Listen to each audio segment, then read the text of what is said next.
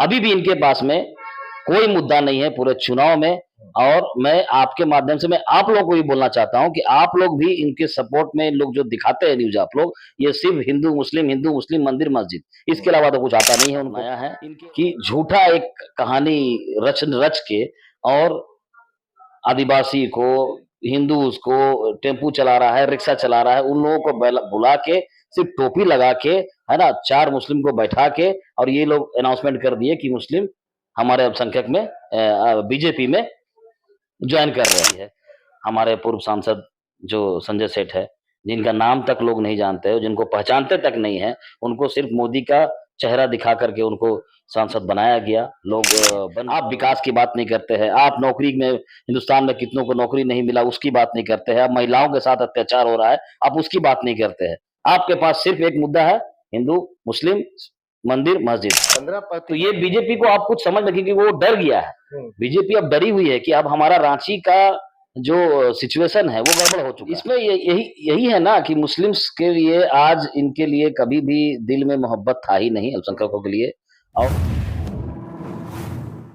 जोहार दोस्तों, good morning Ranchi news देखना शुरू कर चुके हैं आप। और जैसा कि आप सभी को पता है कि देश का महापर्व, चुनाव का महापर्व चल रहा है और हम सभी को इस चुनाव के महापर्व में हिस्सा भी लेना है, क्योंकि राजधानी रांची में हमारा जो चुनाव होना है वह 25 तारीख को होना है, 25 मई को। लेकिन फिलहाल अभी बात करेंगे कि चुनाव को लेकर के जो गर्मी बढ़ गई है, जो कुदरती गर्मी है, उसके अलावा जो चुनाव को लेकर के जो गर्मी बढ़ी हुई है वो बहुत ही अलग तरह की बढ़ी हुई है। लगातार चर्चाएं जो है वह चल रही है कि कौन जीतेगा कौन हारेगा।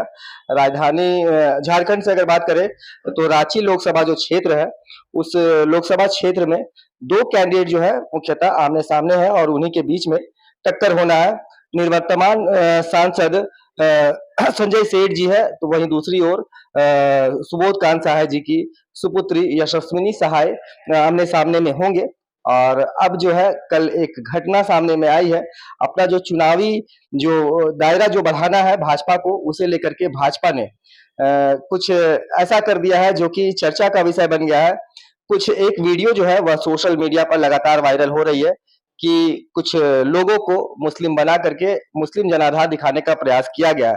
साथ में अभी फिलहाल रांची अल्पसंख्यक लोकसभा के प्रभारी जो है हुसैन जी, उनसे बातचीत करेंगे, क्योंकि अल्पसंख्यकों का जिम्मा इन्हें ही दिया गया है कांग्रेस की ओर से।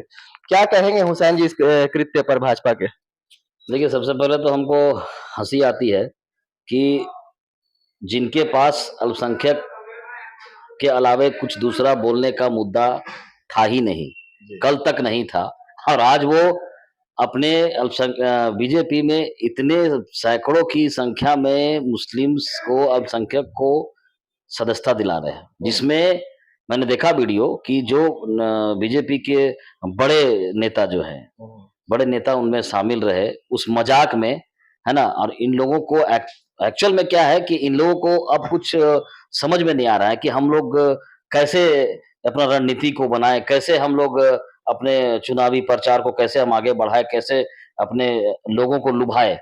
तो इसका एक स्टंट है इन्होंने अपनाया है कि झूठा एक कहानी रच रच के और आदिवासी को, हिंदूज को टेम्पू चला रहा है, रिक्शा चला रहा है, उन लोगों को बुला के सिर्फ टोपी लगा के, है ना, 4 मुस्लिम को बैठा के, और ये लोग अनाउंसमेंट कर दिए कि मुस्लिम हमारे अल्पसंख्यक में बीजेपी में ज्वाइन कर रहे हैं। जिसका परिणाम ये भी हुआ, ये मजाक बना उनके लिए कि ये वीडियो ये भी लीक हो चुका है। और आज मैंने वीडियो देखा भी है ना, कि उस वीडियो में जो टोपी लगा के जो एक शख्स है, 2-3 शख्स, वो अब जब नाम पूछा गया तो वो लोग अपना अलग अलग नाम वो लोग बता रहे हैं। तो ये बीजेपी को आप कुछ समझ रखिए कि वो डर गया है। बीजेपी अब डरी हुई है कि अब हमारा रांची का जो सिचुएशन है वो गड़बड़ हो चुका है, अब हम इसमें कुछ नहीं कर सकते हैं। तो अब इसमें इन्होंने नया स्टंट एक स्टार्ट किया कि मुस्लिम को कैसे आकर्षित किया जाए। एक तरफ मोदी जी कहते हैं कि कांग्रेस आप लोगों के धन दौलत पर नजर डालेगी और अपने धन दौलत का आंकड़ा जो है वह निकाल करके अपने मुस्लिम जो वोट बैंक है उन्हें दे देगी कांग्रेस, ऐसा कह रहे हैं मोदी जी। दूसरी ओर मुस्लिमों को यहाँ पे लुभाने का प्रयास किया जा रहा है, क्या कहेंगे इस पे? इसमें यही यही है ना कि मुस्लिम्स के लिए आज इनके लिए कभी भी दिल में मोहब्बत था ही नहीं अल्पसंख्यकों के लिए और ना आगे होगा। ये मुस्लिम्स और अल्पसंख्यक अच्छी तरह की सच जानते हैं और समझते हैं। पूरे हिंदुस्तान की मुस्लिम्स और जानते हैं वो क्योंकि इन्होंने सिर्फ राजनीति किया है तो सिर्फ धर्म की राजनीति किया है। सिर्फ हिंदू, मुस्लिम, मंदिर, मस्जिद। अभी भी इनके पास में कोई मुद्दा नहीं है पूरे चुनाव में। और मैं आपके माध्यम से मैं आप लोगों को भी बोलना चाहता हूं कि आप लोग भी इनके सपोर्ट में लोग जो दिखाते हैं न्यूज आप लोग ये सिर्फ हिंदू मुस्लिम मंदिर मस्जिद इसके अलावा तो कुछ आता नहीं है उनको। इनके इसके अलावा कोई मुद्दा ही नहीं है। आप विकास की बात नहीं करते हैं, आप नौकरी में हिंदुस्तान में कितनों को नौकरी नहीं मिला उसकी बात नहीं करते हैं, आप महिलाओं के साथ अत्याचार हो रहा है आप उसकी बात नहीं करते हैं। आपके पास सिर्फ एक मुद्दा है हिंदू मुस्लिम मंदिर मस्जिद। 15% लगभग वोट है मुस्लिम आबादी का यहाँ पे, तो क्या लगता है ये प्रभावित कर सकती है इस सीट को? एकदम प्रभावित करेगी क्योंकि हमारे अल्पसंख्यक कमेटी की तरफ से हम लोग जो मेहनत कर रहे हैं और जनता जान रही है, जनता तो देख भी रही है। हमारे पूर्व सांसद जो संजय सेठ है, जिनका नाम तक लोग नहीं जानते हैं, जिनको पहचानते तक नहीं है, उनको सिर्फ मोदी का चेहरा दिखा करके उनको सांसद बनाया गया। लोग उनको बनाया गया, जिताया गया, षड्यंत्र के थ्रू जिताया गया, जैसे भी जिताया गया वो थे। लेकिन उनके उनको लोग जान नहीं रहे हैं। जो एक सांसद अपने रांची में जनता जो उनको पहचानती नहीं है वैसा सांसद बन के फायदा क्या है? लोग फिर से मुस्लिम समाज आप लोगों के ऊपर में भरोसा कैसे करे उस साइड? देखिए मुस्लिम समाज भरोसा करना चाहिए क्योंकि कुछ दिनों पूर्व आपने देखा था कि नाराजगी भी जताई जा रही नाराजगी जताई गई थी। मैंने बताया था उसमें आप ही के इंटरव्यू में मैंने बताया था कि एक घर में जब बर्तन होता है तो आपस में टकराता है। तो वो टकराता है तो इसका मतलब ये नहीं हो कि बर्तन को मैं निकाल के फेंक दूं। तो आपस में भाई भाई में कहीं ना कुछ फैमिली में गरम ठंडा कहीं पर कुछ सिकवा गिला होता है।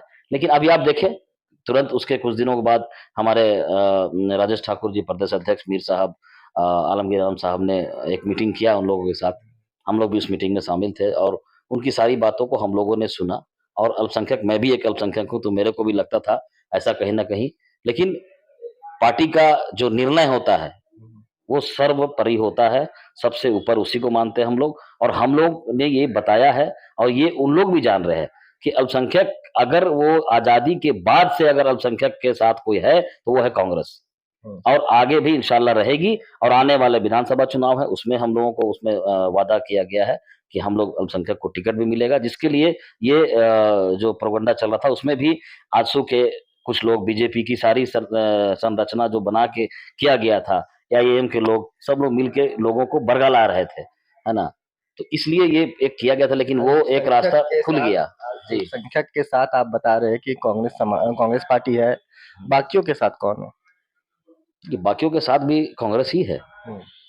अगर कांग्रेस नहीं होता आज आजादी के हम लोग का 75 साल हो चुका है।